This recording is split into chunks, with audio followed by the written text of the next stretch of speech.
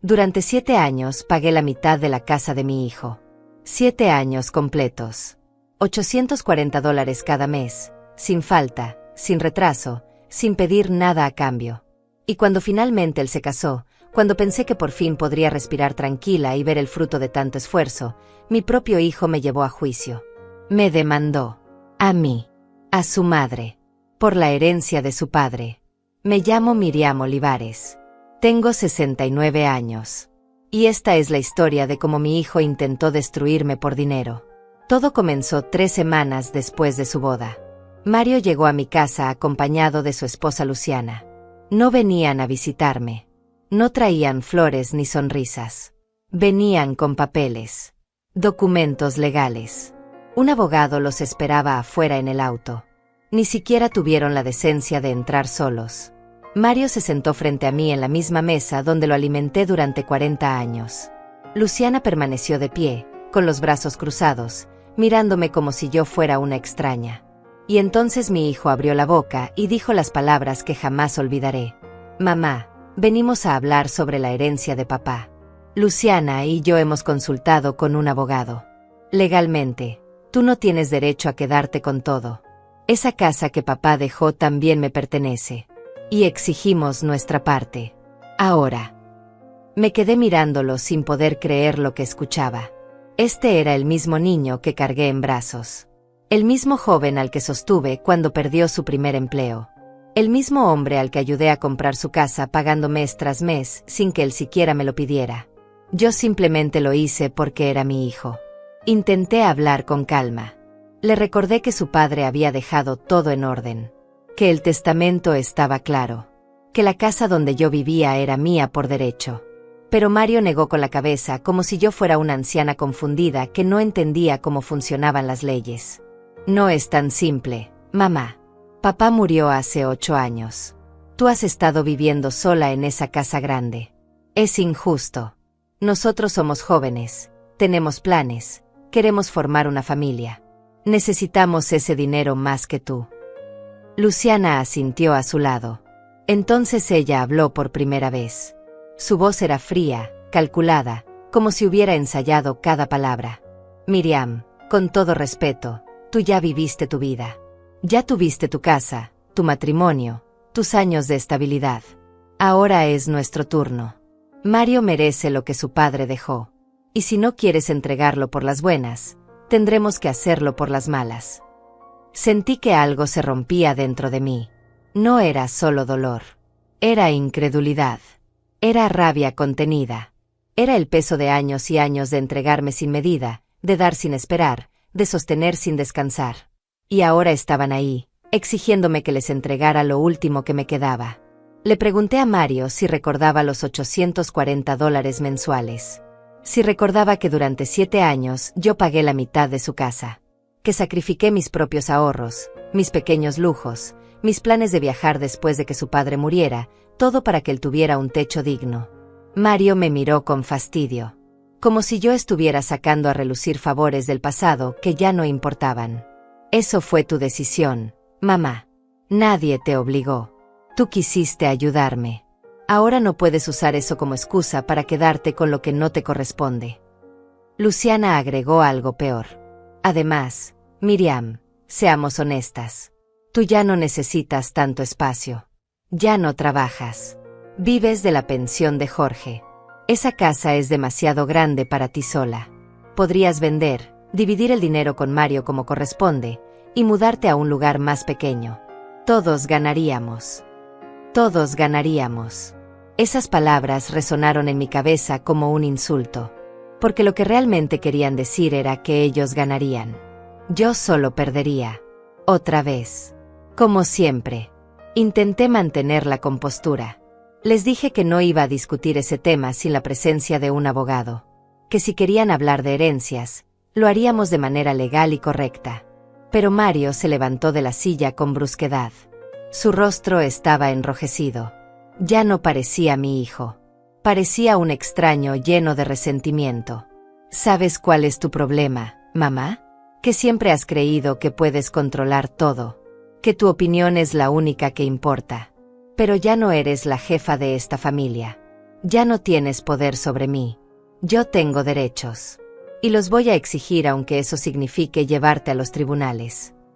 Luciana lo tomó del brazo, como si estuviera consolando a una víctima. Entonces Mario dijo algo que nunca podré borrar de mi memoria. Tu único trabajo ahora es aceptar. Tu opinión no importa en esta familia. Y se fueron. Cerraron la puerta con fuerza. Dejaron los papeles legales sobre la mesa. Una citación judicial. Una demanda formal. Mi propio hijo me había demandado. Me quedé sentada en esa silla durante horas. No lloré.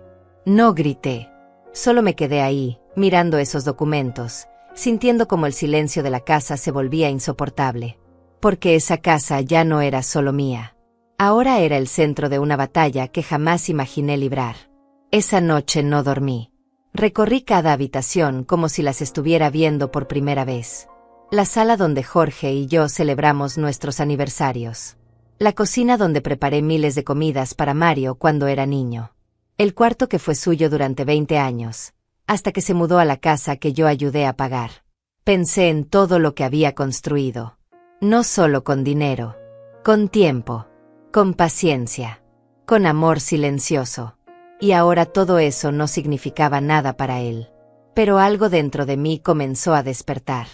No era miedo, no era desesperación, era claridad. Porque si mi hijo creía que podía destruirme con papeles y amenazas legales, estaba muy equivocado. Yo sabía algo que él no sabía. Algo que guardé durante años sin decirle a nadie. Algo que ahora iba a cambiar todo. Mi nombre es Miriam Olivares y tengo 69 años. Pero no soy una anciana frágil que se quiebra con la primera tormenta. Soy una mujer que ha sobrevivido a pérdidas, traiciones y silencios que hubieran destruido a cualquiera. Y si algo aprendí en estas casi 7 décadas de vida es que la fuerza verdadera no grita. Observa, espera, y actúa cuando el momento es exacto. Nací en un pueblo pequeño donde las mujeres aprendíamos desde niñas que nuestro valor estaba en lo que podíamos dar a los demás. Mi madre me enseñó a cocinar, a limpiar, a callar cuando los hombres hablaban. Pero también me enseñó algo que ella nunca dijo con palabras, que si querías sobrevivir, tenías que ser más inteligente que todos los que te rodeaban. Y yo lo fui. Me casé con Jorge Duarte cuando tenía 23 años. Él era un buen hombre, trabajador, responsable. No era cariñoso ni expresivo, pero tampoco era cruel. Construimos una vida juntos ladrillo por ladrillo. Compramos nuestra casa con préstamos que tardamos 15 años en pagar. Criamos a Mario con lo que teníamos, que nunca fue mucho, pero siempre fue suficiente. Jorge trabajaba en una empresa de construcción. Yo trabajaba desde casa cosiendo ropa para las vecinas. No ganaba mucho, pero cada dólar que entraba lo administraba con precisión. Llevaba un cuaderno donde anotaba cada gasto, cada ingreso, cada centavo que se movía en nuestra familia. Jorge se burlaba de mí por eso. Decía que era exagerada. Pero gracias a ese control nunca nos faltó comida en la mesa ni un techo sobre nuestras cabezas. Cuando Mario nació, decidí que mi vida entera giraría alrededor de él. No porque alguien me lo pidiera. Porque así se hacían las cosas. Las madres nos vaciábamos para llenar a nuestros hijos. Y yo lo hice sin quejarme. Sin dudar. Sin medir las consecuencias. Mario creció siendo el centro de todo. Jorge lo adoraba. Yo lo protegía. Si algo salía mal en la escuela, yo iba a hablar con los maestros. Si necesitaba dinero para una excursión, yo dejaba de comprar lo que necesitaba para dárselo. Si tenía un problema, yo lo resolvía antes de que él siquiera tuviera que pensarlo. Jorge murió cuando Mario tenía 31 años. Fue repentino. Un infarto masivo en medio de la noche. No hubo tiempo para despedidas.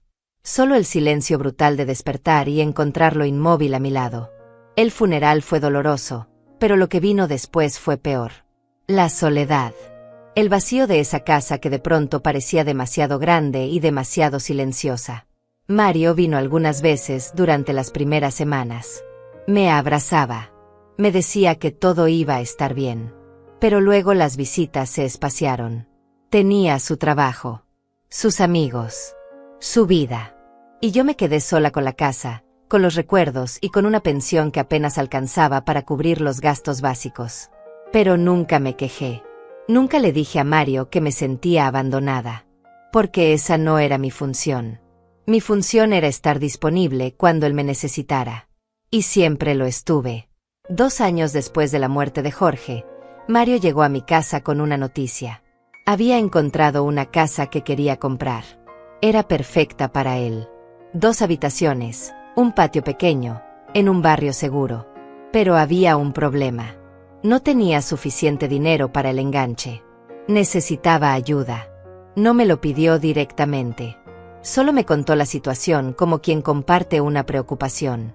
Pero yo sabía lo que eso significaba. Sabía que estaba esperando que yo ofreciera solucionar su problema. Como siempre lo había hecho. Le pregunté cuánto necesitaba. Me dijo que con $5,000 podría cerrar el trato. Yo no tenía $5,000. Tenía ahorros, sí, pero eran para emergencias. Para mi vejez. Para no ser una carga para nadie cuando ya no pudiera valerme por mí misma. Pero cuando vi la esperanza en los ojos de Mario, cuando escuché la emoción en su voz hablando de esa casa, supe que iba a darle ese dinero. Porque eso era lo que las madres hacíamos. Nos sacrificábamos. Siempre. Le di los $5,000. Mario compró la casa. Pero el problema no terminó ahí. Las mensualidades eran altas. $900 cada mes. Mario ganaba bien, pero no lo suficiente para cubrirlo todo con holgura. Así que empezó a llegar a fin de mes con dificultades. Dejó de salir con amigos. Dejó de comprarse ropa nueva. Y yo lo veía luchar. Un día le dije que yo podía ayudarlo con la mitad de la mensualidad. $840 cada mes. No era una cantidad pequeña para mí. Representaba casi la mitad de mi pensión. Pero pensé que sería temporal. Unos meses. Tal vez un año. Solo hasta que él se estabilizara. Mario aceptó con alivio.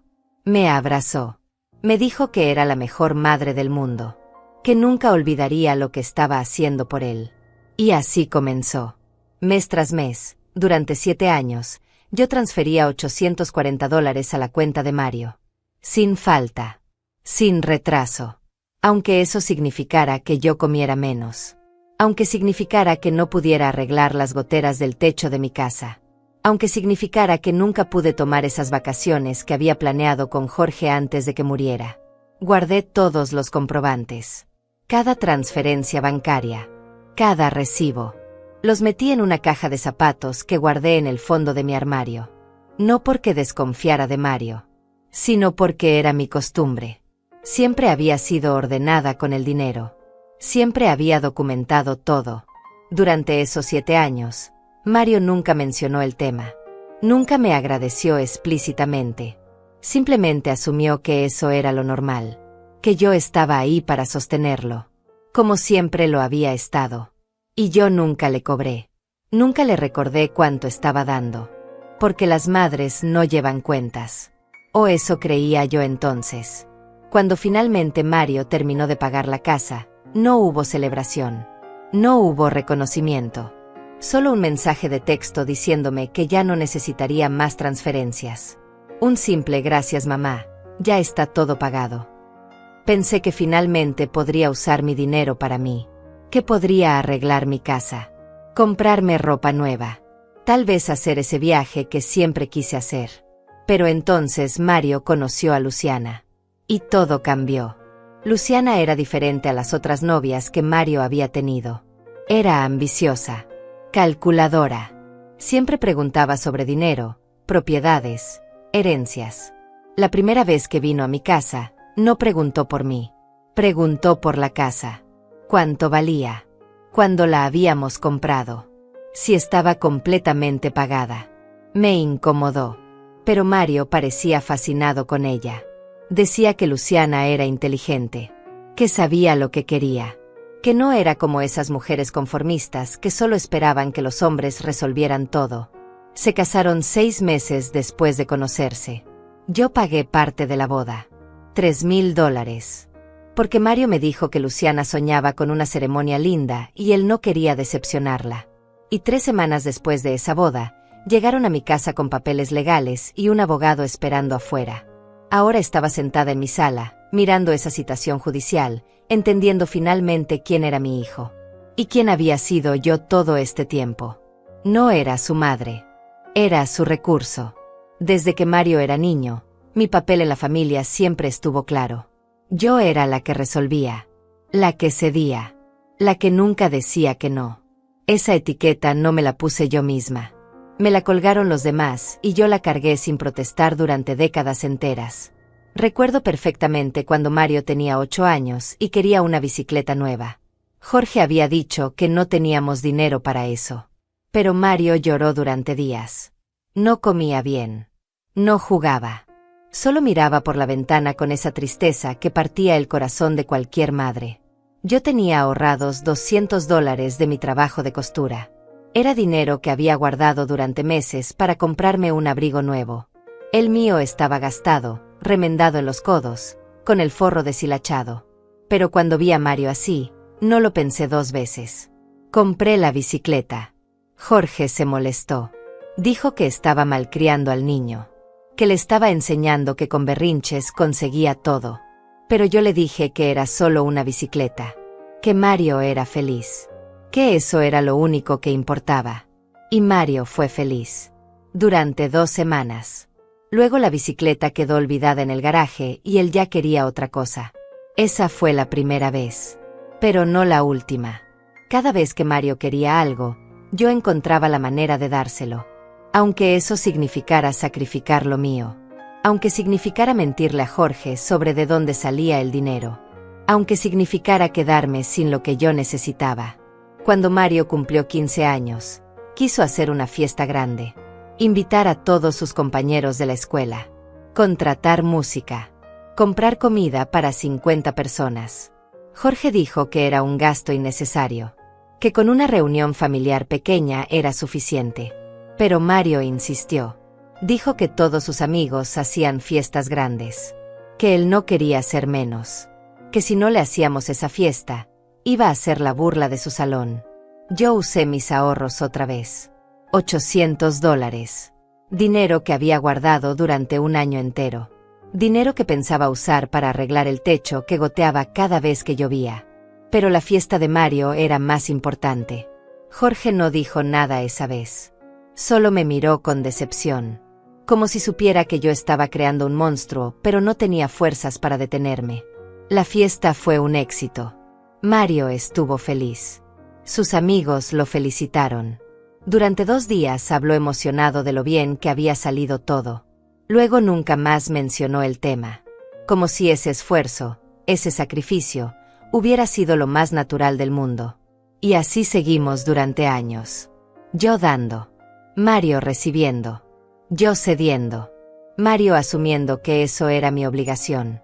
Cuando Mario terminó la preparatoria, quiso estudiar una carrera universitaria que era cara. Muy cara. Jorge y yo no teníamos dinero para eso. Apenas podíamos cubrir nuestros gastos básicos. Pero Mario no quería ir a una universidad pública. Decía que la privada tenía mejor prestigio. Mejores oportunidades. Hablé con Jorge. Le dije que teníamos que encontrar la manera. Que no podíamos negarle a nuestro hijo la oportunidad de tener un futuro mejor. Jorge suspiró. Dijo que buscaríamos un préstamo. Y lo hicimos. Pedimos un préstamo de $15,000. Hipotecamos parte de la casa. Durante 5 años pagamos cuotas altísimas que nos dejaban sin margen para nada más. Pero Mario pudo estudiar en esa universidad privada. Se graduó 4 años después. Consiguió un trabajo bien pagado. Ganaba más que Jorge y yo juntos. Pero nunca ofreció ayudarnos con el préstamo que habíamos sacado por él. Nunca preguntó si estábamos bien económicamente. Simplemente asumió que nosotros nos las arreglaríamos. Como siempre lo habíamos hecho. Jorge murió antes de que termináramos de pagar ese préstamo. Yo seguí pagándolo sola durante 2 años más. Con mi pensión. Con el dinero de la costura. Con lo que podía. Y en todo ese tiempo, Mario nunca preguntó.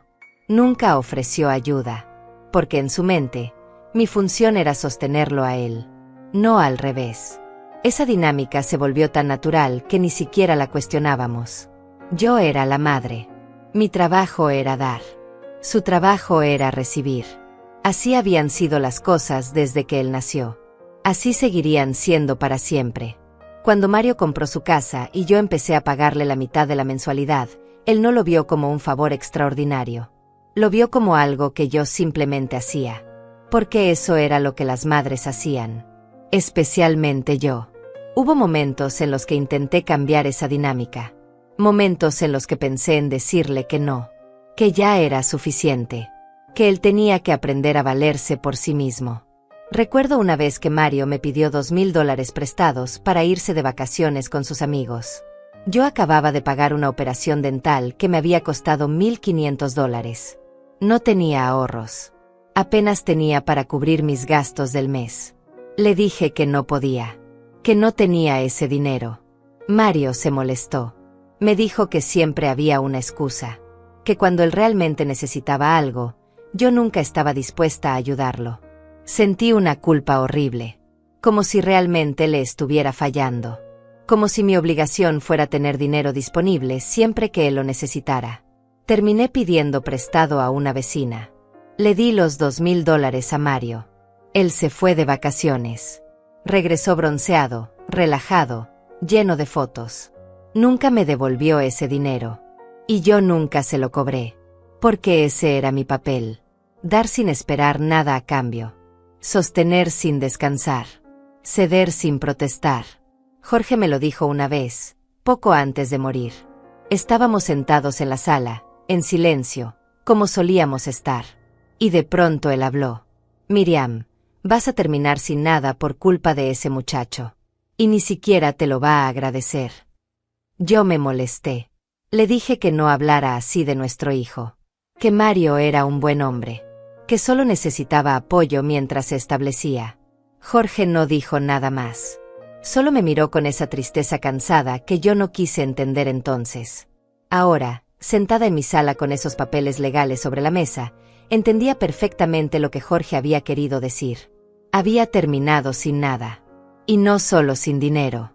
Sin dignidad. Sin respeto. Sin valor. Para Mario, yo no era una persona. Era una función. Un recurso. Algo que se usaba cuando hacía falta y se ignoraba cuando no. Y la peor parte era que yo misma había construido ese papel. Yo había enseñado a Mario que podía tratarme así. Que mi opinión no importaba. Que mi vida giraba alrededor de la suya. Que yo existía para servirlo. Ahora él me lo estaba diciendo directamente. Tu opinión no importa en esta familia. No era una revelación. Era la confirmación de algo que siempre había sido cierto. Pero algo había cambiado dentro de mí. Tal vez fue el tono de su voz. Tal vez fue la frialdad en los ojos de Luciana. Tal vez fue simplemente que después de 69 años de existir para los demás, ya no me quedaba nada más que dar. Y cuando ya no te queda nada que perder, empiezas a pelear de verdad. Los sacrificios no comenzaron con la casa de Mario. Comenzaron mucho antes. Tanto antes que ya no recordaba cómo era vivir sin renunciar a algo por él. Pero ahora, sentada frente a esos documentos legales, cada uno de esos sacrificios regresaba a mi memoria con una claridad brutal. Cuando Mario tenía 16 años, se rompió el brazo jugando fútbol. Fue una fractura complicada que requería cirugía. El seguro médico que teníamos cubría solo una parte. Necesitábamos $4,000 para el resto. Jorge y yo no teníamos esa cantidad. Yo tenía un anillo que mi madre me había dejado cuando murió. Era de oro con una pequeña esmeralda. No era gran cosa, pero tenía un valor sentimental inmenso. Era lo único que conservaba de ella. Lo único que me conectaba con mi infancia, con mis raíces, con la mujer que me crió. Lo vendí por $3,200. No era suficiente. Así que también vendí un reloj de Jorge que él había heredado de su padre. Conseguimos el dinero. Mario tuvo su cirugía. Recuperó el movimiento completo del brazo. Nunca le conté que había vendido el anillo de mi madre. No quería que se sintiera culpable. No quería que cargara con esa responsabilidad. Yo simplemente lo hice. Como hacía todo. En silencio. Sin esperar reconocimiento. 2 años después, cuando Mario se graduó de la preparatoria, todos sus compañeros recibieron regalos costosos de sus padres. Computadoras nuevas. Teléfonos de última generación. Viajes.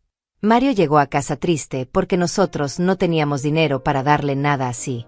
Yo llevaba años ahorrando para hacerme un tratamiento dental. Necesitaba implantes. Había perdido 3 muelas y masticar se había vuelto doloroso. Tenía guardados $2,500. Era todo lo que había podido juntar durante 5 años. Usé ese dinero para comprarle a Mario una computadora nueva. Su cara de felicidad cuando la vio me hizo olvidar el dolor en mi boca. Me hizo sentir que había valido la pena. Que una madre verdadera hacía eso. Sacrificaba su comodidad por la felicidad de sus hijos. Seguí masticando con dificultad durante 8 años más. Hasta que finalmente, cuando Mario ya era adulto y trabajaba, pude ahorrar otra vez para mis implantes. Para entonces, el problema se había complicado. El tratamiento costó el doble. Pero yo nunca le dije nada a Mario. Nunca le hice sentir que su computadora me había costado años de dolor físico. Cuando Jorge murió, yo tenía 59 años. La pensión que me dejó era de $1,200 mensuales. No era mucho, pero alcanzaba para vivir con moderación. Podía cubrir mis gastos básicos, guardar un poco cada mes, darme algunos pequeños gustos de vez en cuando. Pero entonces Mario necesitó ayuda con el enganche de su casa. Le di $5,000 de mis ahorros. Me quedé sin colchón financiero, sin red de seguridad. Pero él tenía su casa. Y eso era lo que importaba. Luego empezaron las mensualidades. $840 cada mes. Casi la mitad de mi pensión. Tuve que reorganizar toda mi vida alrededor de esa cifra. Dejé de comprar carne. Era demasiado cara. Empecé a comer solo verduras, arroz, frijoles, huevo de vez en cuando. Bajé 10 kilos en el primer año. No porque quisiera. Porque no podía permitirme comer lo que necesitaba. Dejé de ir al médico para mis chequeos regulares. Cada consulta costaba $40. Cada medicamento era un gasto extra. Así que simplemente dejé de ir. Si me dolía algo, tomaba analgésicos baratos y esperaba que pasara. Dejé de encender la calefacción en invierno. El gas era caro. Me ponía 3 suéteres y me envolvía en cobijas. Había noches en las que temblaba de frío, pero miraba el techo y pensaba esto es temporal, solo hasta que Mario se estabilice. Dejé de salir con mis amigas. Cada café, cada comida fuera, cada actividad social costaba dinero que yo ya no tenía. Me volví invisible. Solitaria. Encerrada en mi casa contando centavos para poder transferirle a Mario sus $840 puntuales cada mes. Un año, durante el invierno, se rompió la tubería del baño. El agua se filtraba por las paredes. El plomero me cobró $600 por arreglarlo. No tenía ese dinero. Tuve que pedirle prestado a mi vecina Hilda. Tardé 6 meses en pagarle. 6 meses sintiéndome endeudada, avergonzada, pequeña. Mario nunca supo nada de eso. Porque yo nunca le conté. Nunca le dije que estaba pasando hambre para pagarle su casa. Nunca le dije que estaba arriesgando mi salud para que él viviera cómodo. Nunca le dije que me había vuelto invisible para que él pudiera brillar. Hubo un momento, durante el 4.º año de pagos, en el que consideré decirle que ya no podía más. Que necesitaba detener las transferencias. Que mi cuerpo estaba empezando a fallar por la mala alimentación y el estrés. Pero justo en ese momento, Mario llegó a visitarme. Venía emocionado. Me contó que había conseguido un ascenso en el trabajo. Que ahora ganaba mejor. Que finalmente las cosas estaban mejorando para él. Pensé que iba a decirme que ya no necesitaría mi ayuda. Que ahora él podía cubrir toda la mensualidad de su casa. Esperé esas palabras con una ansiedad desesperada. Pero no llegaron. Mario solo me abrazó y me dijo gracias por todo. Mamá, no sé qué haría sin ti. Y se fue. Y yo seguí transfiriendo $840 cada mes. Durante esos 7 años, nunca pude hacer las reparaciones necesarias en mi casa. El techo seguía goteando cuando llovía. Tenía que poner cubetas en 3 habitaciones diferentes. Las paredes estaban manchadas de humedad.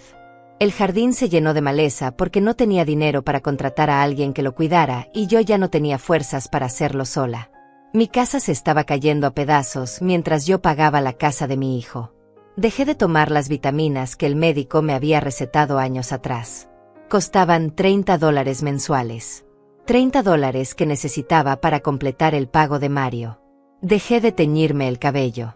El tinte costaba $20 cada 2 meses. $20 que ya no podía gastar en vanidades. Mi cabello se volvió completamente blanco. Envejecí 10 años en apariencia durante ese tiempo. Dejé de celebrar mi cumpleaños. No había dinero para pasteles ni reuniones. Simplemente era un día más. Mario me llamaba por teléfono, me cantaba el cumpleaños, me decía que me quería. Y yo me sentía agradecida por esa llamada. Como si eso fuera suficiente. Vendí algunas cosas de la casa que ya no usaba. Muebles viejos. Libros. Cuadros. Pequeñas antigüedades que Jorge y yo habíamos coleccionado durante nuestro matrimonio. Cada venta me partía el corazón, pero necesitaba el dinero. Hubo meses en los que tuve que elegir entre comprar mis medicamentos para la presión arterial o transferirle a Mario su pago. Siempre elegí transferirle a Mario. Siempre. Porque en mi mente, mi salud podía esperar. Sus necesidades no. Hilda, mi vecina, me veía cada vez más delgada, más callada, más apagada. Un día me dijo directamente Miriam, te estás matando por ese muchacho y él ni siquiera se da cuenta. Yo le sonreí y le dije que estaba exagerando. Que todo estaba bien. Que solo estaba cansada. Pero Hilda tenía razón. Me estaba matando. Lentamente. Silenciosamente. Y Mario no se daba cuenta porque yo me había encargado de que nunca lo supiera. Esa era mi especialidad. Sufrir en silencio para que los demás vivieran tranquilos. Y ahora, después de todo eso, después de haberme vaciado completamente por él, mi hijo estaba ahí con papeles legales exigiéndome lo último que me quedaba. La casa que Jorge y yo construimos. La herencia que legalmente me pertenecía. Mi dignidad. Pero había algo que Mario no sabía. Algo que iba a cambiar todo. La citación judicial llegó por correo certificado 3 días después de aquella visita. El sobre era grueso, oficial, con sellos legales que lo hacían ver amenazante. Lo abrí con manos temblorosas y leí cada palabra con una mezcla de incredulidad y dolor que me atravesaba el pecho. Mario Olivares contra Miriam Olivares. Mi propio apellido usado como arma en mi contra. El documento era extenso, lleno de términos legales que apenas comprendía, pero el mensaje central era claro y brutal. Mario exigía la división inmediata de la herencia de Jorge. Reclamaba que yo había retenido ilegalmente bienes que le correspondían. Que había manipulado el testamento. Que me había aprovechado de mi posición como viuda para quedarme con todo. Cada acusación era una puñalada. No solo por lo que decía, sino por quien lo decía. Mi hijo. El niño que había cargado en mi vientre. El joven que había criado con cada gramo de mi fuerza. El hombre por el que había sacrificado todo. El documento incluía una valoración de la casa. $230,000. Según el abogado de Mario, la mitad me correspondía a mí y la otra mitad a él como heredero directo. $115,000 que debía entregarle de inmediato, o en su defecto, vender la casa y dividir el dinero. Vender la casa. Mi casa. El lugar donde había vivido durante 32 años. Donde había criado a Mario. Donde había llorado la muerte de Jorge. Donde estaban grabados cada recuerdo de mi vida adulta. Querían que la vendiera como si fuera un objeto sin valor. Como si los años no significaran nada. Pero había más. El documento también reclamaba que yo había vivido gratuitamente en una propiedad que no era completamente mía durante los 8 años desde la muerte de Jorge. Que debía compensar a Mario por ese uso exclusivo. Calculaban esa compensación en $1,000 mensuales. $96,000 adicionales. Leí esa parte 3 veces sin poder creerlo. Me estaban cobrando por vivir en mi propia casa. En la casa que Jorge y yo compramos con préstamos que tardamos 15 años en pagar. En la casa que mantuve, limpié, reparé con mi propio dinero durante casi una década de viudez. La audiencia estaba programada para dentro de 6 semanas. Tenía 6 semanas para conseguir un abogado, preparar mi defensa, enfrentarme legalmente a mi propio hijo. Llamé a Mario esa misma tarde. Necesitaba escuchar de su propia voz que esto era real, que realmente estaba haciendo esto. Contestó al tercer tono. Su voz sonaba normal, casual, como si no acabara de destruir mi vida. Hola mamá, ¿qué necesitas? Me costó encontrar las palabras. Finalmente pregunté si había recibido mi llamada porque había visto los documentos legales. Si realmente iba a llevarme a juicio por la casa de su padre. Hubo un silencio breve. Luego Mario suspiró como si yo fuera una niña terca que no entendía cosas obvias. Mamá, es solo un procedimiento legal. No tiene nada personal. Luciana y yo consultamos con un abogado y nos dijo que tenemos derechos sobre esa herencia. Es simplemente hacer las cosas correctas legalmente. ¿Correctas? Repetí. ¿Llevar a tu madre a juicio te parece correcto? Es la única manera de resolver esto si tú no quieres cooperar. Te pedimos que habláramos civilizadamente y te negaste. Ahora tenemos que hacerlo por la vía legal. Tú nos obligaste a esto. Yo los había obligado. Según Mario, el problema no era que él me estuviera demandando. El problema era que yo no había aceptado entregarle todo sin resistencia. Le recordé los 7 años. Los $840 mensuales. Los $70.840 que había pagado por su casa. Le pregunté si eso no contaba para nada. Mamá, ya hablamos de eso. Eso fue tu decisión. Yo nunca te pedí que pagaras mi casa. Tú quisiste hacerlo. No puedes ahora usarlo como excusa para quedarte con lo que legalmente me pertenece. Luciana tomó el teléfono. Su voz era fría, profesional, calculada. Miriam, entiendo que esto es difícil para ti, pero tienes que entender que Mario tiene derechos. La ley está de nuestro lado. Puedes hacer esto fácil o difícil, pero el resultado será el mismo. Mi consejo es que consigas un buen abogado y lleguemos a un acuerdo razonable antes de la audiencia. ¿Un acuerdo razonable? Pregunté. ¿Cómo entregarles la mitad de mi casa? ¿Cómo reconocer que esa casa no es solo tuya? Jorge también era padre de Mario. Mario tiene derecho a esa herencia. Y sí, si eso significa vender la casa y dividir el dinero, entonces eso es lo que debe pasar. Colgué el teléfono. No porque quisiera, sino porque no podía seguir escuchando. No podía seguir oyendo a mi hijo y a su esposa hablar de mi vida como si fuera un negocio. Como si yo fuera un obstáculo en su camino hacia el dinero. Los días siguientes fueron los más oscuros de mi vida. Peores incluso que cuando murió Jorge. Porque cuando Jorge murió, sentí dolor pero también amor. Recordaba los buenos momentos. Sabía que él me había amado a su manera. Sabía que nuestra vida juntos había significado algo. Pero esto era diferente. Esto era rechazo puro. Era la confirmación de que todos esos años de sacrificio no habían significado nada para Mario. Que yo no significaba nada para él. Que solo había sido un recurso conveniente que ahora estorbaba. Dejé de comer. No porque quisiera castigarme. Simplemente porque la comida no pasaba por mi garganta. Bajé 5 kilos en 2 semanas. Hilda se preocupó. Vino todos los días a tocar mi puerta. Me traía comida. Se sentaba conmigo en silencio. Una tarde, Hilda me dijo algo que no olvidaré nunca. Miriam, ese muchacho no merece ni una sola lágrima tuya. Pero si vas a llorar, que sea para sacar el dolor. Después tienes que levantarte y pelear.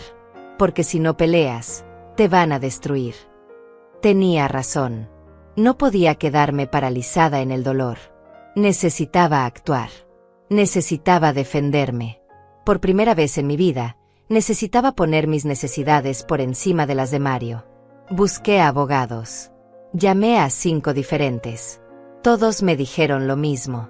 Los casos de herencia eran complicados. Mario tenía derechos legales como hijo. Yo tendría que demostrar que el testamento de Jorge era claro y válido. Que la casa me correspondía completamente. El problema era que el testamento de Jorge, aunque me nombraba heredera principal, no especificaba detalles sobre cada bien. Decía, dejo todos mis bienes a mi esposa Miriam Olivares. Pero el abogado de Mario argumentaba que todos los bienes debía interpretarse como bienes en común, y que por lo tanto Mario tenía derecho a la mitad. Era una trampa legal, una interpretación retorcida, pero era válida en términos legales. Los abogados me dijeron que podía ganar el caso, pero no era seguro. Dependería del juez, de cómo interpretara la ley, de que también presentáramos nuestros argumentos. Las consultas costaban entre $200 y $500 la hora. Un caso completo podía costar entre $5 y $10,000. Dinero que yo no tenía. Elegí a la abogada más económica, Alma Vega, una mujer de unos 50 años con mirada seria y modales directos. Me cobró $3,000 por adelantado para tomar el caso. Tuve que pedir un préstamo pequeño para pagarle. Alma leyó todos los documentos.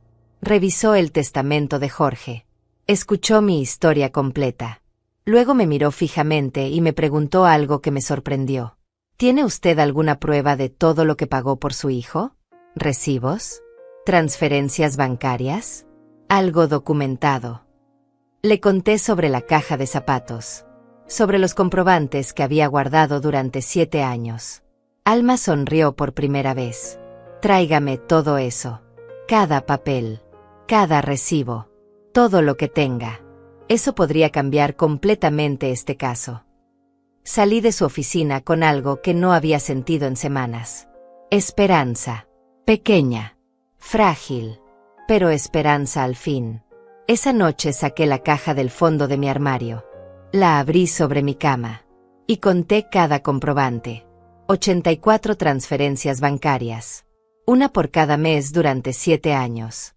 $840 exactos cada una. $70,840 documentados. Prueba irrefutable de mi sacrificio. Y entonces entendí algo. Mario no sabía que yo había guardado todo esto. Él creía que no había pruebas. Que sería mi palabra contra la suya. Que podría negar o minimizar todo lo que yo había hecho por él. Pero yo tenía pruebas. Y esas pruebas lo cambiarían todo. La caja de zapatos estuvo guardada en mi armario durante 7 años sin que nadie supiera de su existencia. Ni siquiera Mario. Especialmente Mario.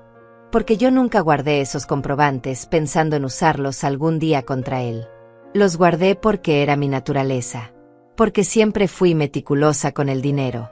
Porque llevar registro de cada gasto era algo que mi madre me enseñó cuando era niña. El dinero no miente, me decía ella mientras anotaba cada centavo en su cuaderno gastado. La memoria falla, las personas olvidan, pero los números siempre dicen la verdad. Yo había heredado ese hábito. Durante toda mi vida adulta llevé registro de cada ingreso y cada gasto. Tenía cuadernos llenos de anotaciones, cajas llenas de recibos, archivos llenos de documentos. Jorge se burlaba de mí por eso. Decía que era obsesiva. Pero gracias a esa obsesión, ahora tenía en mis manos algo que podría salvarme. Pasé toda la noche organizando los documentos. Los separé por año. Los ordené cronológicamente. Cada comprobante de transferencia bancaria estaba ahí. 84 en total. Cada uno marcaba claramente la fecha, la cantidad exacta de $840 y el destinatario, Mario Olivares. Pero había más. Mucho más de lo que yo misma recordaba. Encontré el recibo de los $5,000 que le di para el enganche de la casa. Una transferencia bancaria grande con una nota que decía préstamo para casa de Mario. Préstamo. Yo misma lo había llamado préstamo en ese momento. Aunque nunca esperé que me lo devolviera, el documento decía préstamo. Encontré el recibo de los $3,000 que pagué por su boda. Una transferencia con la nota contribución boda Mario y Luciana. Encontré recibos de regalos más pequeños que había olvidado. $1,000 cuando Mario perdió su trabajo hace 4 años. $700 cuando necesitó reparar su auto. $500 para comprar muebles nuevos. $200 aquí. 300 allá. Cuando terminé de contabilizar todo, el total era devastador. $89,540. Casi $90,000 que yo le había dado a Mario a lo largo de los años. Todo documentado. Todo comprobado. Todo real. Me senté en mi cama mirando esa montaña de papeles y sentí algo extraño. No era satisfacción. No era venganza. Era tristeza. porque esos papeles representaban años de mi vida. Años de sacrificio. Años de privarme de cosas básicas para que mi hijo viviera mejor. Y él ni siquiera lo recordaba. O peor aún, lo recordaba pero no le importaba. A la mañana siguiente llevé todo a la oficina de Alma Vega. Ella revisó cada documento con cuidado. Tomaba notas. Hacía cálculos. Su expresión era cada vez más seria. Cuando terminó, me miró por encima de sus lentes. Miriam, esto es oro puro.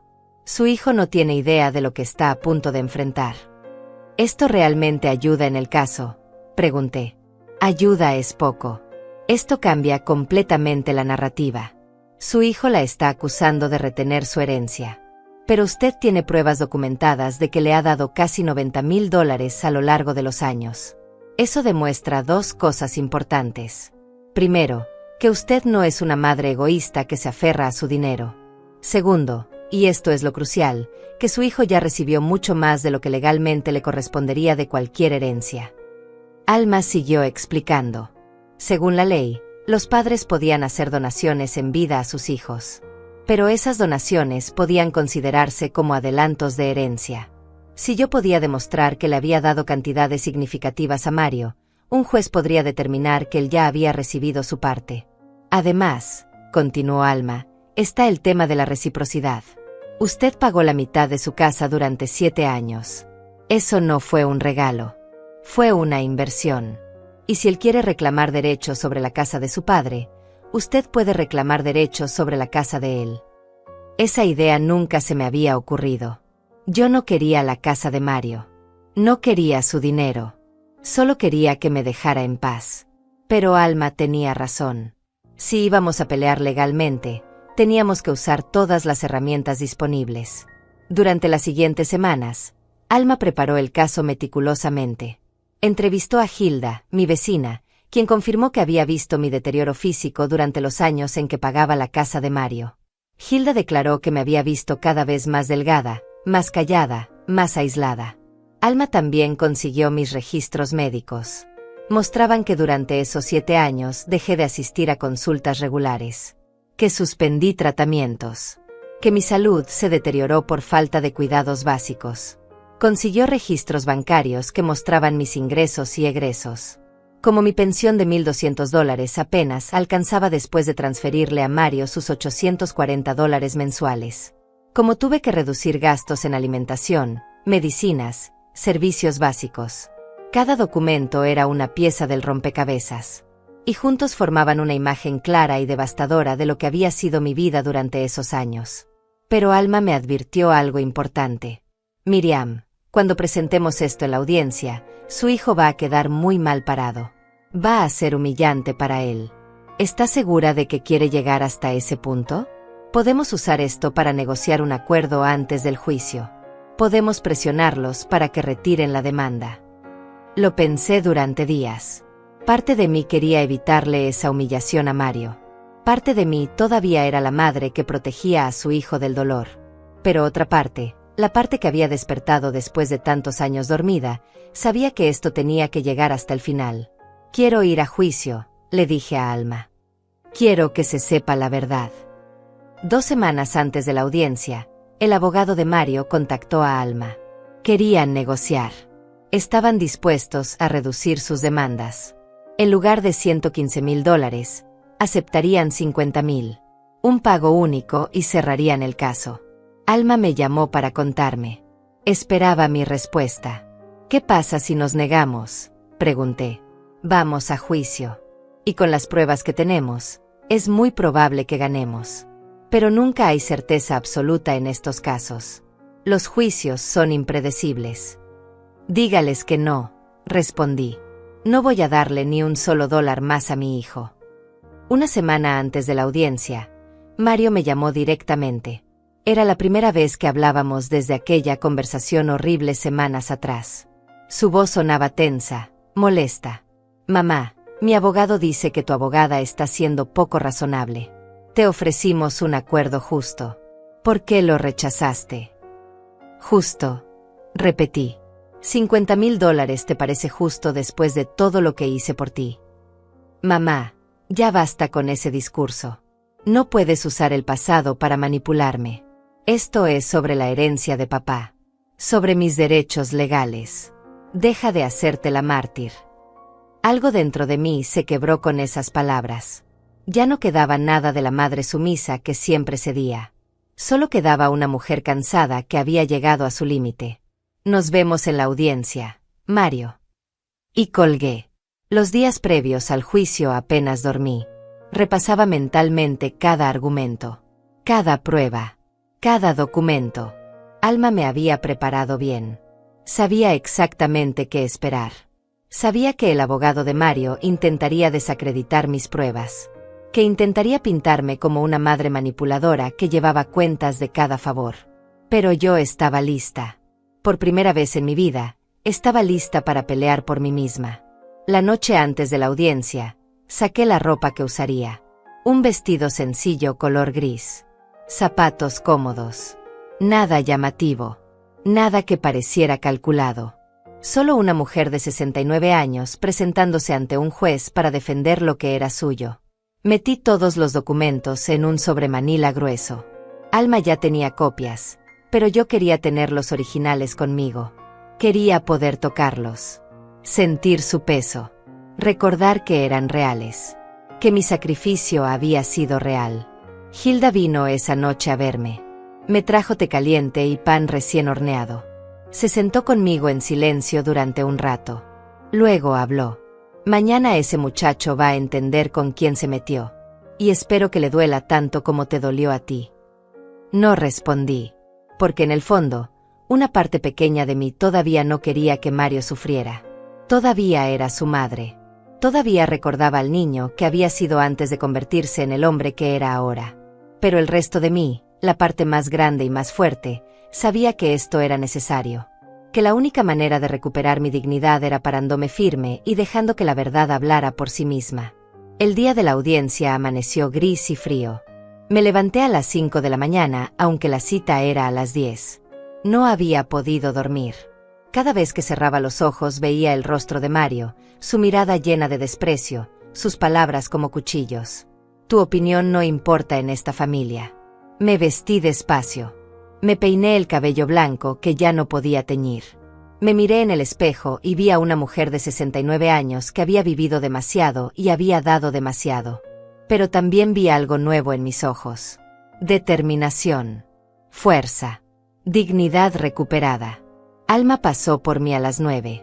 Llevaba un portafolio negro repleto de documentos.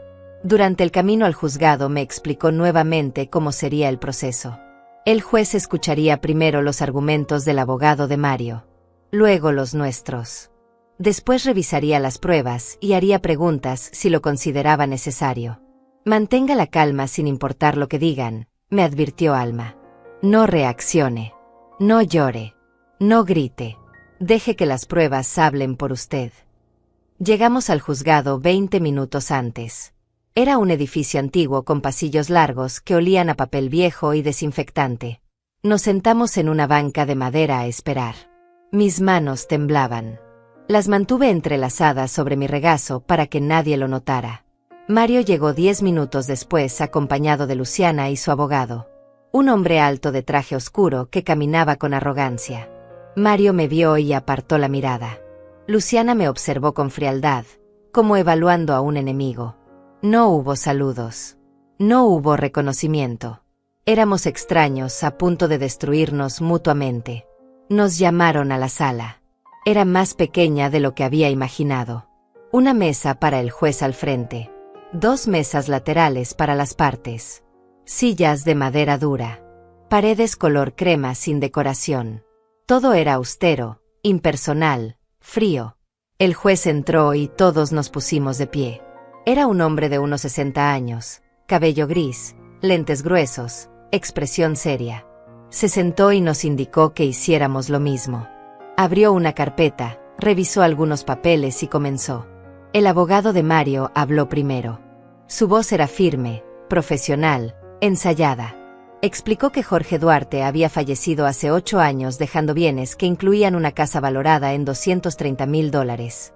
Que su cliente, Mario Olivares, era hijo único y heredero directo. que el testamento de Jorge era ambiguo respecto a la distribución específica de los bienes, que Miriam Olivares había retenido indebidamente la totalidad de la herencia sin reconocer los derechos de su hijo. Cada palabra era técnica, fría, desprovista de emoción, como si estuviéramos hablando de objetos y no de una familia destruida, como si yo fuera simplemente un obstáculo legal y no la madre que había dedicado su vida entera a ese hombre sentado al otro lado de la sala. El abogado presentó documentos. La valoración de la casa. Copias del testamento. Cálculos de lo que correspondía a Mario según su interpretación de la ley. Incluso presentó facturas de gastos que Mario había tenido recientemente y que según él justificaban su necesidad urgente del dinero. Cuando terminó, el juez se volvió hacia Alma. Ella se puso de pie con calma. Abrió su portafolio y sacó una carpeta gruesa. Su señoría, este caso no es lo que aparenta ser. No es una disputa simple sobre una herencia. Es la culminación de años de abuso financiero y emocional por parte del demandante hacia su propia madre. Mario se movió incómodo en su silla. Luciana le susurró algo al oído. El juez levantó una ceja con interés. Alma continuó. Explicó cómo yo había sostenido económicamente a Mario durante años. Cómo le había dado el enganche de su casa. Cómo había pagado $840 mensuales durante 7 años completos. Cómo me había privado de alimentación adecuada, atención médica y necesidades básicas para poder cumplir con esos pagos. Mientras Alma hablaba, yo mantenía la mirada fija en la mesa frente a mí. No quería ver la cara de Mario. No quería ver su reacción. Solo quería que terminara. Entonces Alma dijo las palabras que cambiaron todo. Su señoría, tengo aquí 84 comprobantes de transferencias bancarias. Cada una por $840. Cada una enviada puntualmente, mes tras mes, durante 7 años. El total asciende a $70.840. Además tengo documentación de otras donaciones que suman casi $19.000 adicionales. En total, la señora Olivares entregó a su hijo $89.540 documentados. El silencio en la sala fue absoluto. Mario se había puesto pálido. Luciana miraba a Alma con incredulidad. El abogado de Mario hojeaba nerviosamente sus propios papeles como buscando algo que refutar. El juez extendió la mano. Alma se acercó y le entregó el sobremanila que yo había preparado. El mismo sobre que había estado guardado en mi armario durante años esperando este momento sin que yo lo supiera. El juez abrió el sobre y comenzó a revisar los documentos. Uno por uno. Lentamente. Su expresión era inescrutable, pero sus ojos se movían rápido por cada papel. Pasaron 5 minutos. 10. Nadie habló. Solo se escuchaba el sonido de las hojas al ser volteadas. Finalmente el juez levantó la vista y miró directamente a Mario. Señor Olivares, ¿es usted consciente de que su madre le entregó casi $90.000 a lo largo de los años? Mario tragó saliva. Su abogado le tocó el brazo, pero Mario lo ignoró. Ella quiso ayudarme. Nunca se lo pedí directamente. Pero aceptó el dinero, dijo el juez. No era una pregunta. Sí, acepté su ayuda. Y ahora la está demandando por la herencia de su padre. Es mi derecho legal, respondió Mario, pero su voz sonaba menos segura. El juez volvió a mirar los documentos. Luego miró a Luciana. Usted sabía sobre estos pagos cuando convenció a su esposo de demandar a su suegra. Luciana se puso roja. El abogado intervino rápidamente diciendo que esa pregunta era inapropiada. Pero el daño estaba hecho. El juez había visto la verdad. Entonces el juez hizo algo inesperado. Empezó a reírse. No era una risa fuerte ni burlona. Era una risa suave, incrédula, como cuando ves algo tan absurdo que no puedes evitarlo. Señor Olivares, dijo el juez todavía con una sonrisa en los labios, usted viene aquí a reclamarle a su madre una herencia de aproximadamente $115.000. Pero resulta que su madre ya le dio casi $90.000 de su propio bolsillo. Dinero que ella necesitaba para vivir. Dinero que sacrificó dejando de comer bien, dejando de ir al médico, dejando de tener una vida digna. Y ahora usted quiere más. Mario no respondió. Solo miraba la mesa frente a él. Déjeme preguntarle algo, continuó el juez. ¿Usted alguna vez le devolvió aunque sea $1 a su madre? ¿Le agradeció? Se preocupó por saber cómo estaba sobreviviendo mientras le enviaba $840 cada mes. El silencio de Mario fue respuesta suficiente. El juez cerró la carpeta y se recostó en su silla. Me miró a mí por primera vez desde que había empezado a revisar las pruebas. Sus ojos mostraban algo que no esperaba ver. Compasión. Respeto. Señora Olivares, lamento mucho que haya tenido que llegar hasta aquí para defenderse de su propio hijo. El juez tomó su pluma y comenzó a escribir. El sonido del papel siendo marcado era lo único que se escuchaba en esa sala. Mario seguía con la mirada baja. Luciana apretaba los labios con furia contenida. Su abogado intentaba mantener una expresión profesional, pero era evidente que sabía que el caso estaba perdido. Después de unos minutos, el juez habló sin levantar la vista de sus notas. El testamento del señor Jorge Duarte es claro. Nombra a la señora Miriam Olivares como heredera universal de sus bienes. No hay ambigüedad legal que justifique esta demanda. La casa en cuestión pertenece legalmente y en su totalidad a la señora Olivares. Hizo una pausa. Siguió escribiendo. Luego continuó. Respecto a las donaciones documentadas, la ley permite que un padre pueda exigir la devolución de dinero prestado a un hijo si existe documentación que lo respalde. La señora Olivares tiene en su poder 84 comprobantes de transferencias bancarias por un total de $70.840, más donaciones adicionales por casi $19.000. Estas sumas podrían ser reclamadas legalmente como deudas. Mario levantó la cabeza bruscamente. Su rostro mostraba pánico. Sin embargo, continuó el juez, entiendo que la señora Olivares no ha expresado intención de reclamar esa deuda. Solo ha buscado defender su derecho a conservar su hogar. Por lo tanto, mi fallo es el siguiente. El juez nos miró a todos antes de hablar. Su voz era firme, final, inapelable. Se desestima completamente la demanda del señor Mario Olivares contra la señora Miriam Olivares. La herencia del señor Jorge Duarte ha sido distribuida conforme a su testamento. No existe base legal para reclamar división de bienes. El señor Olivares deberá cubrir los costos legales de ambas partes por presentar una demanda infundada. Este caso queda cerrado. Golpeó el martillo sobre la mesa. Un sonido seco que marcó el final. El final de la demanda. El final de la pesadilla. El final de algo mucho más grande que un juicio. Mario se puso de pie abruptamente. Luciana lo siguió. Su abogado intentó decir algo sobre apelar, pero el juez ya había salido de la sala. Nos quedamos todos de pie en un silencio pesado e incómodo. Mario finalmente me miró. Esperé ver arrepentimiento. Esperé ver algo de vergüenza. Pero solo vi rabia. Rabia porque había perdido. Rabia porque había sido expuesto. Rabia porque finalmente alguien le había dicho que no. Luciana me lanzó una mirada de odio puro antes de tomar el brazo de Mario y arrastrarlo hacia la salida. El abogado lo siguió con su portafolio bajo el brazo, derrotado. Me quedé sentada. Alma puso su mano sobre la mía. Ganó. Miriam. Ganó completamente. Asentí, pero no sentí la euforia que esperaba sentir. Solo sentí un cansancio profundo. Una tristeza tranquila. Porque sí, había ganado el caso. Pero había perdido a mi hijo. Salimos del juzgado media hora después. Hilda estaba esperándome afuera. Había venido a acompañarme aunque no pudo entrar a la sala.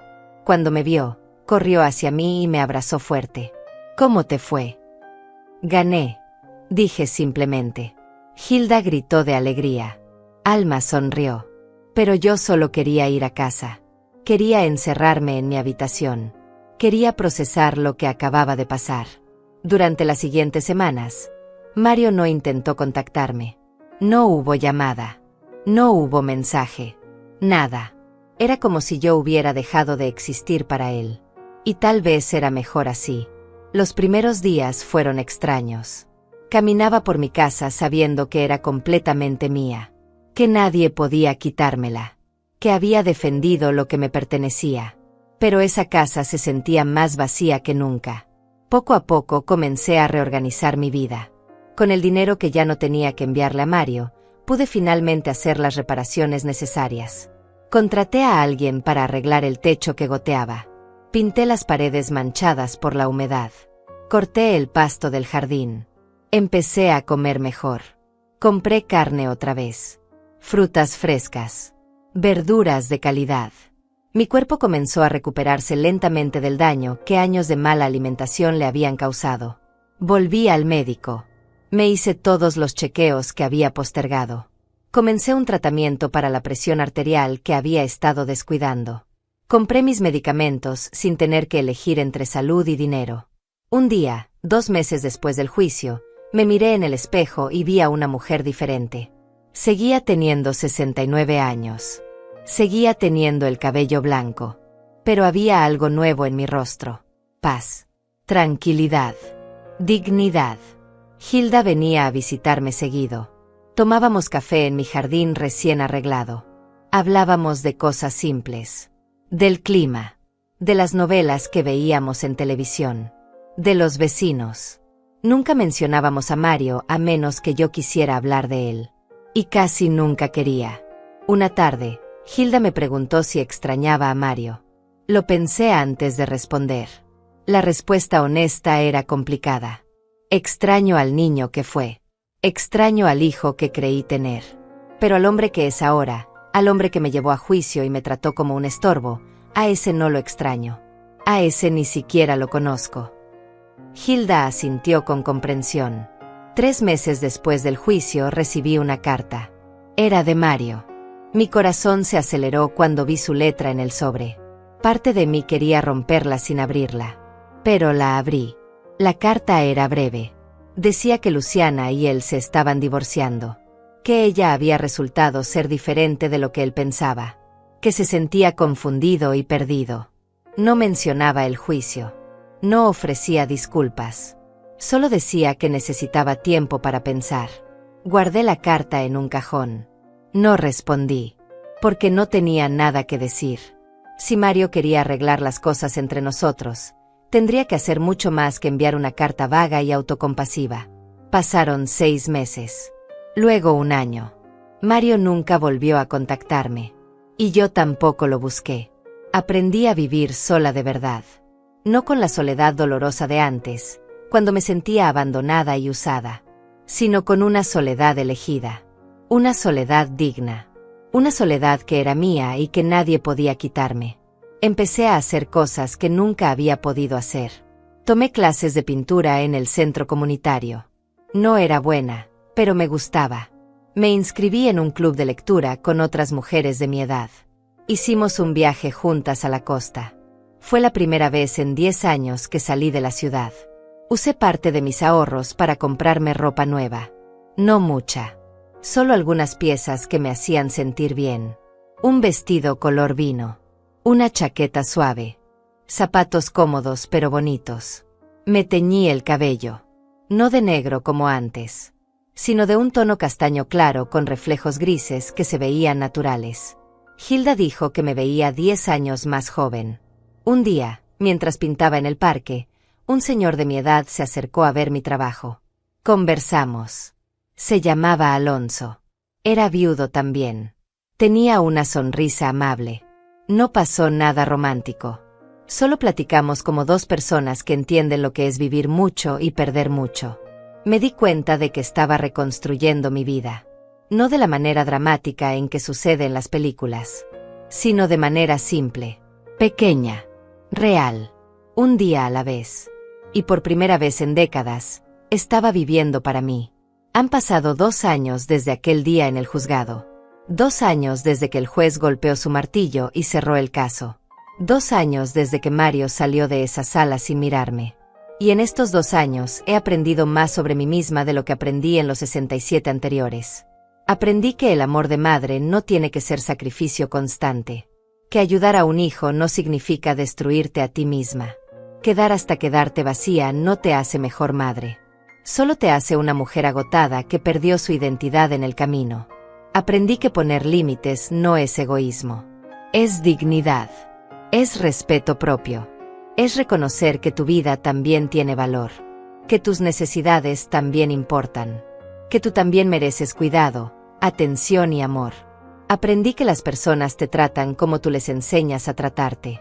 Durante décadas le enseñé a Mario que podía usarme sin consecuencias, que podía tomar y tomar sin dar nada a cambio, que mi función era estar disponible siempre para resolver sus problemas. Y él aprendió la lección perfectamente. Pero yo también aprendí algo más importante. Aprendí que nunca es tarde para cambiar. Que a los 69 años todavía puedes reconstruir tu vida. Que todavía puedes decir basta. Que todavía puedes elegir la paz sobre la costumbre. Mi casa ya no gotea cuando llueve. Las paredes están pintadas de un color crema cálido que hace que todo se sienta más acogedor. El jardín está lleno de flores que planté yo misma. Rosas, jazmines, margaritas. Cada mañana salgo a regarlas y siento una satisfacción simple al ver cómo crecen. Como 3 veces al día. Comida real. Nutritiva. Ya no tengo que contar cada centavo para saber si puedo permitirme comprar fruta fresca. Ya no tengo que elegir entre carne y medicinas. Mi cuerpo se ha recuperado. Subí de peso de manera saludable. Mi piel ya no tiene ese tono grisáceo de la desnutrición. Mis ojos brillan otra vez. Voy al médico regularmente. Todos mis chequeos están al día. Mi presión arterial está controlada. Mis huesos están más fuertes gracias a los suplementos que ahora puedo comprar. Por primera vez en años, mi doctor me dijo que estaba en buena salud para mi edad. Hilda sigue siendo mi mejor amiga. Tomamos café juntas todas las tardes. A veces vienen otras vecinas. Alma, Celia, Teresa. Mujeres de mi edad que también tienen historias de sacrificio y supervivencia. Nos reímos juntas. Compartimos recetas. Hablamos de nuestras vidas sin dramatismo. Solo con la honestidad tranquila de quien ya no tiene nada que demostrar. El club de lectura se convirtió en una parte importante de mi semana. Este mes estamos leyendo un libro sobre una mujer que viaja sola por Europa después de enviudar. Me identifico con ella. Con su necesidad de redescubrirse. Con su valentía silenciosa para empezar de nuevo. Alonso, el señor que conocí en el parque, se volvió un amigo cercano. Caminamos juntos los domingos. Vamos al cine de vez en cuando. Nada romántico. Solo compañía tranquila. Él entiende que no estoy buscando reemplazar a Jorge. Solo estoy aprendiendo a vivir sin estar sola todo el tiempo.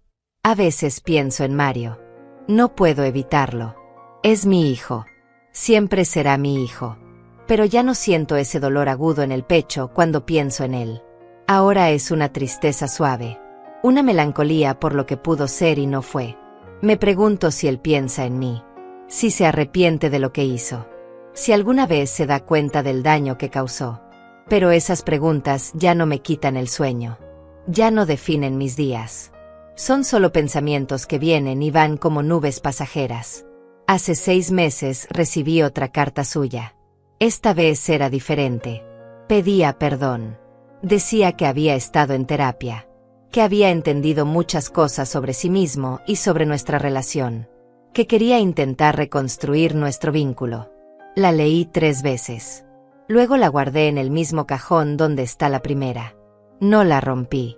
Pero tampoco respondí. Porque perdonar no significa olvidar. Y reconstruir una relación requiere más que palabras bonitas en papel. Requiere acciones. Requiere tiempo. Requiere que yo esté lista. Y todavía no lo estoy. Tal vez algún día lo estaré. Tal vez algún día Mario y yo podamos sentarnos a tomar café y hablar como 2 adultos que se respetan. Pero ese día no es hoy. Y no sé si será mañana. Y está bien. Porque por primera vez en mi vida, estoy poniendo mis tiempos y mis necesidades primero. Ayer cumplí 71 años. Hilda organizó una pequeña fiesta en mi casa. Vinieron 12 personas. Mujeres del club de lectura. Vecinas. Alonso. Comimos pastel. Reímos. Me cantaron las mañanitas desafinadas, pero llenas de cariño genuino. Cuando todos se fueron y me quedé sola en mi sala, miré a mi alrededor y sentí algo que no había sentido en décadas. Plenitud. No felicidad explosiva. No euforia. Solo una satisfacción profunda y tranquila de estar exactamente donde debía estar. Tengo 71 años. Tengo el cabello blanco con algunos reflejos castaños. Tengo arrugas que cuentan historias de dolor, pero también de supervivencia. Tengo una casa que es completamente mía. Tengo amigas que me valoran. Tengo días llenos de actividades que elijo yo. Y tengo algo más importante que todo lo demás. Tengo mi dignidad de vuelta. No sé qué pasará con Mario en el futuro. No sé si algún día volveremos a tener una relación. No sé si él realmente ha cambiado o si solo está diciendo lo que cree que quiero escuchar. Pero sé esto con absoluta certeza. Ya no voy a vaciarme por nadie.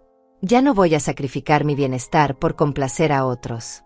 Ya no voy a aceptar migajas de afecto a cambio de entregarme completa. Porque aprendí que el verdadero amor, el amor sano, no exige que te destruyas. El verdadero amor respeta, valora, reciproca. Y si alguien no puede darme eso, entonces prefiero la soledad digna que tengo ahora. A todas las mujeres que están leyendo esto, que están viviendo lo que yo viví, que están dando hasta quedarse sin nada, quiero decirles algo que me hubiera gustado escuchar hace 30 años. Tu vida importa. Tus necesidades importan. Tu felicidad importa. Ser madre no significa desaparecer. Ser esposa no significa anularte. Ser hija, hermana, amiga, no significa existir solo para servir a otros. Puedes ayudar sin destruirte. Puedes amar sin vaciarte. Puedes dar sin perderte. Y si alguien te dice que tu opinión no importa, si alguien te trata como un recurso en lugar de una persona, si alguien solo te busca cuando necesita algo, tienes todo el derecho del mundo de alejarte. Aunque sea tu hijo. Aunque sea tu familia. Porque la familia verdadera no destruye. La familia verdadera cuida. Respeta. Valora. Y si no tienes esa familia, entonces créala. Con amigos. Con vecinos. Con personas que elijan estar en tu vida porque te aprecian, no porque te necesitan. Yo encontré mi paz a los 71 años. Pero no tiene que tomarte tanto tiempo. Puedes empezar hoy. Puedes decir basta hoy. Puedes elegir tu dignidad hoy. Esta es mi historia. La historia de cómo pagué la casa de mi hijo durante 7 años y él me demandó por una herencia. La historia de cómo me defendí. De cómo gané. De cómo finalmente aprendí a vivir para mí. Y si mi historia puede ayudar aunque sea a una mujer a poner límites, a defenderse, a valorarse, entonces cada lágrima, cada sacrificio, cada momento de dolor, habrá valido la pena. Porque al final, la mejor herencia que podemos dejar no es dinero ni propiedades. Es la lección de que nunca es tarde para recuperar tu dignidad. Y yo recuperé la mía.